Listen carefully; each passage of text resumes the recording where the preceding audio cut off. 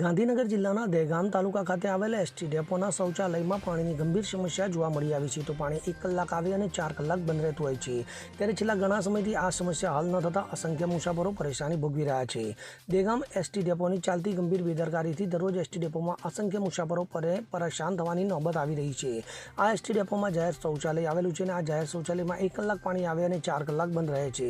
આ સમસ્યા છેલ્લા ઘણા સમયથી છે, પરંતુ આનો ઉકેલ આવતો નથી. તો સ્થાનિક એસટી ડેપોના અધિકારી સાથે રૂબરૂ વાત કરતા ટાંકીમાંથી પાણી નીચે જાય છે અને ઉપરથી પાણી ઓછું આવે છે તેવા ગોળ જવાબો એસટી ડેપોના અધિકારીઓ દ્વારા રૂબરૂ માહિતી લેતા જાણવા મળી આવ્યું છે.